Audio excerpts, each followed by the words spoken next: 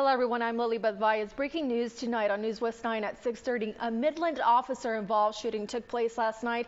Here's what we know. Midland police responded to a call at the Walgreens in the 200 block of Andrews Highway. The call led to a car chase, which ended in the 2600 block of Delano Avenue. It was there an officer involved shooting took place. The suspect experienced non-life-threatening injuries and faces charges of aggravated assault on a public servant. The incident is under investigation and has since been turned over to the Texas Rangers. And one man is dead after shots were fired during the night of Christmas Eve. Midland police got the call about a shooting shortly after 10 last night. This happened in the 5000 block of Pleasant Drive. Once they arrived, they learned 49-year-old Seward Swan had been struck by gunfire. Swan was taken to Midland Memorial Hospital, where he later died from his injuries. The suspect involved in this shooting have not yet been identified. We'll keep you updated as we learn more. And new tonight on News West 9 at 6:30, an unexpected wake-up call in Howard County after a natural gas compressor explodes early this morning. Take a look. Howard County volunteer firefighters got a call about a natural gas compressor explosion. Crews jumped into action, working alongside the operator to isolate the compressor and put out the blaze. Crews were able to put out the fire by 8:30 this morning. Thankfully, no one was hurt. Now to a semi that caught fire yesterday afternoon at a gas station in Midland. Take a look. These are the pictures of the charred semi. You can see it was right next to the fuel pump. This was at the Kent Quick on the 11,400 block of South Highway 158. Midland Fire and the Northeast Volunteer Fire Department responded. They were able to locate the gas shutoff and turn it off for the time being. Thankfully, no injuries have been reported. Right now, we're still waiting to learn what caused the semi to catch fire.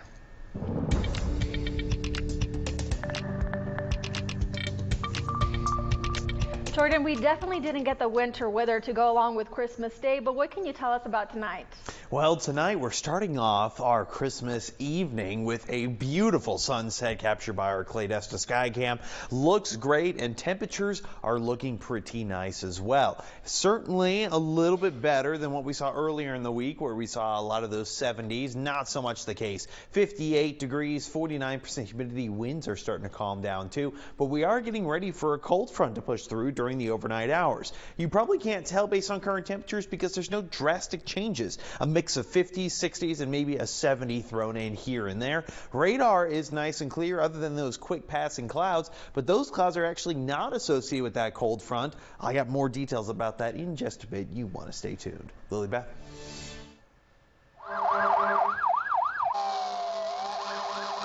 It's just something we give back to the community every year. We're a small department. They help us out a lot. We try to take good care of our citizens, and this is something we've been doing for over 50 years. It's a tradition that's taken place for more than half a century. The annual food and candy delivery in Grand Falls. Yesterday, Grand Falls volunteers, firefighters took this to the city's streets to give out candy and food to children and families, most of which, if not all, was donated by the volunteer firefighters themselves. Grand Falls Fire Chief Roger Mullen says this annual tradition with the VFD has been taking place since he was a kid. Now he gets the chance to see genuine reactions from the people of his hometown. It's great when we drop them off. The kids' eyes light up. They look forward to it every year. You know, it's just one of those things that we've been doing since I was little. As I grew up in the department, everything, now that I get to participate more, it really means a lot to us. Real proud of our little community. We're dwindling in size, and we need more people to volunteer and come out and help us out. But we do it. I love it. I've been doing it for over 45 years, and I intend to keep on until I can't do it anymore. Fire Chief Mullen says the VFD works 90% off of donations, and it is more than grateful for any donations to next year's annual candy giving. Well, Merry Christmas to everyone. Here is a friendly reminder to check out the Starbright Village Lights in Odessa now through December 29th. They have extended their hours from 6 p.m. to 11 p.m. every night. Starbright Village is located at McKinney Park on 635 West Pool Road. The whole family is invited to come enjoy the holiday season with the Starbright Village Lights. And as you can imagine, city officials like to spend the holidays with their loved ones as well. So here's a look at what offices are closed today. The City of Midland offices will be closed today for the holidays, and quite a few of Odessa City offices also. That's including the Municipal Court, Community Development Office, Billing and Collection, Utility utilities, the animal shelter, the recycling center, and more. Most offices will be back open for normal business operations tomorrow. You can visit News West 9 for the full list of closures. And if you live in Big Spring, the city's offices will be closed as well. The offices will be back for normal business operations tomorrow. You can find more information on the Big Spring website. And if you are wondering when your trash will be picked up, you may want to listen up.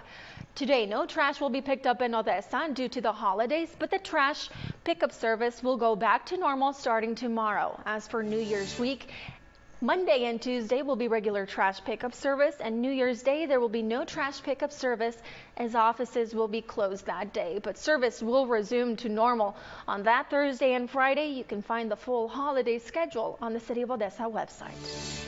And if you live in Big Spring, trash routes will run normal throughout the week besides today for Christmas Day. The landfill will reopen tomorrow. You can visit the City of Big Spring website for more information. Tonight, we are taking a moment to celebrate a special birthday here at News West 9, our very own Victor Lopez. Since his first day in the field back in 2007, Victor Lopez has been a trusted voice and a friendly face for our community. Over the years, he's covered some of the most impactful stories in the Permian Basin, always with professionalism and heart. His transition to the anchor desk in 2011 marked a new chapter where he continued to lead our newscast with the same dedication that makes him so beloved by his viewers. But beyond the newsroom, Victor's warmth, humor, and kindness make him an irreplaceable part of the News West 9 family. So today we want to wish you, Victor, the happiest of birthdays and thank you for everything you have brought to our station and our community. Here's to you, Victor. Well, Jordan, I guess this is the Texas weather for you. We didn't see any snow or any chilly weather, but what about later tonight? Well, even tonight, it's actually going to be a little bit warmer than what we saw last night. And, well, this warming trend is actually set to continue for quite some time. I get the latest on all of that next.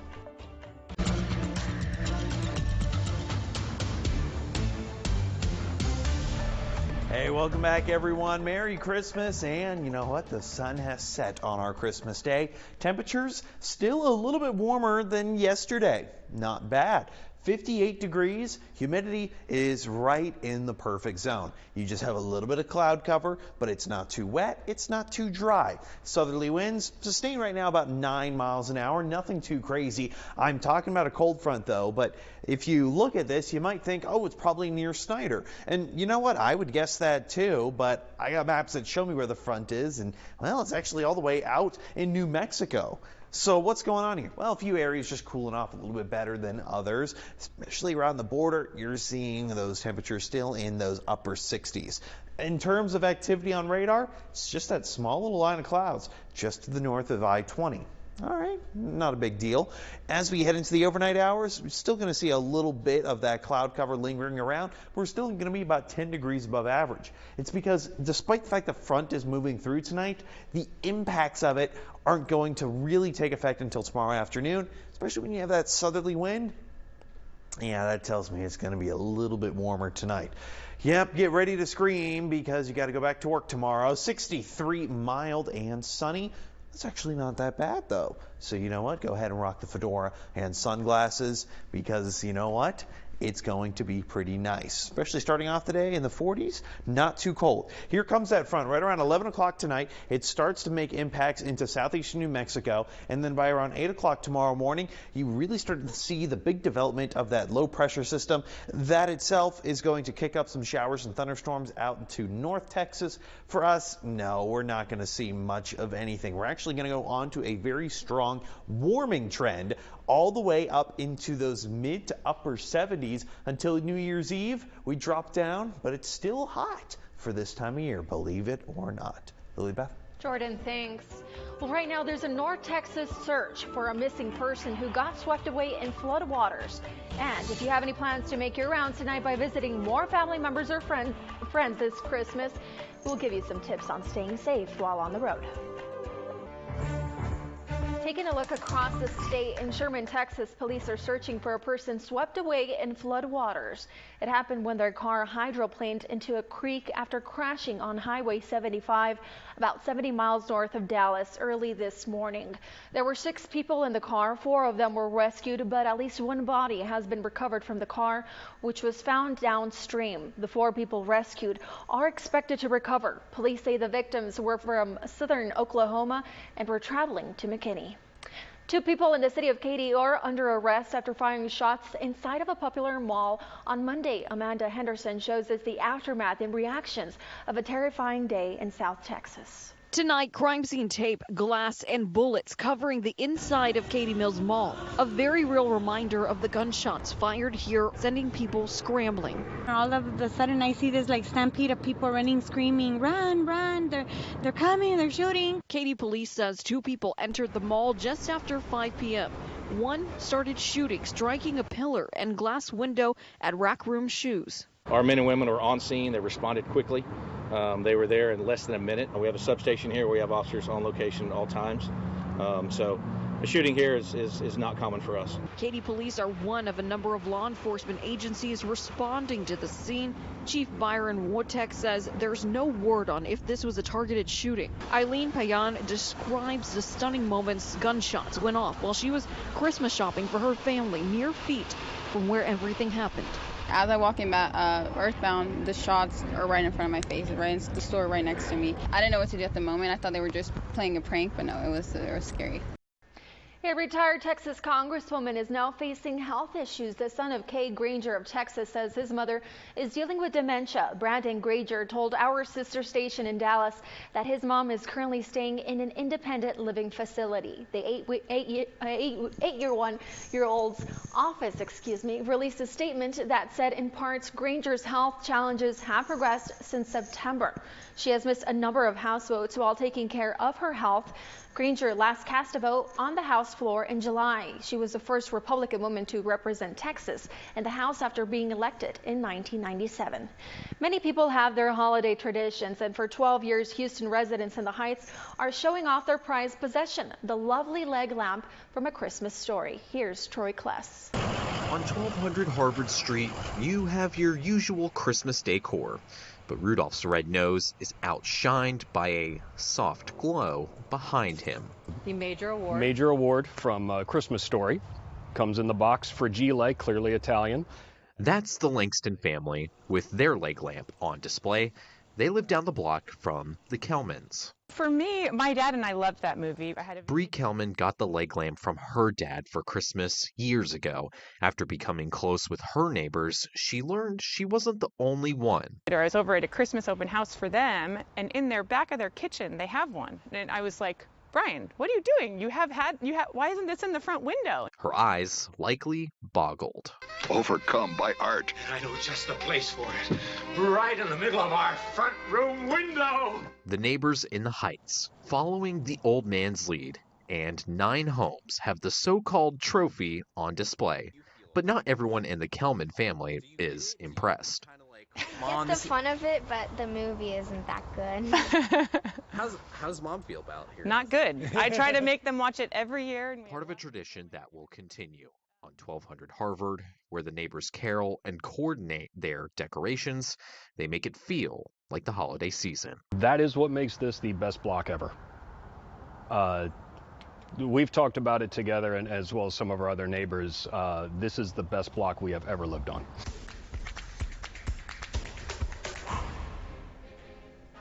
Merry Christmas, everyone. Corey McIntyre here with your News West 9 Sports. We had 2 teams from the Lone Star State hooping this Christmas. Let's start with the Spurs. They kicked off Christmas in the Garden against the Knicks. Victor Wembanyama looking for the shot over Karl Anthony Towns, but instead he finds Jeremy Sohan, cut it, and he makes a pretty finish to make the score 16-13. Fast forward to the second, CP3 comes down and tries a 3, but Wemby is on cleanup duty.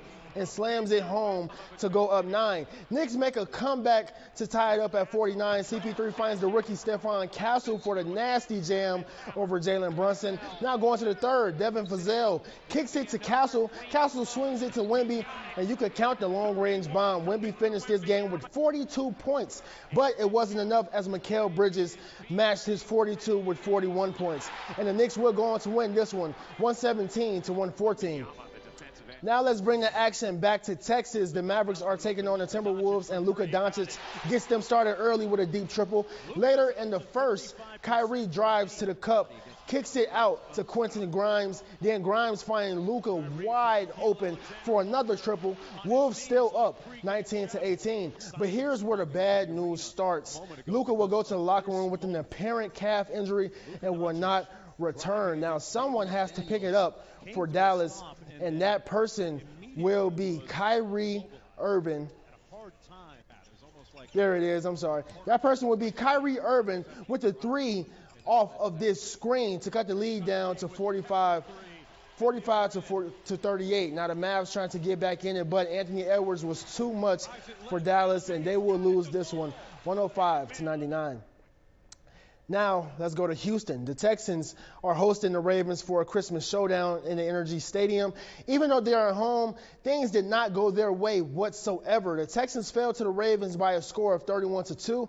It was an ugly game for the Texans at home. And if you want to see what went wrong, join us at 10 for a full recap of the game and highlights.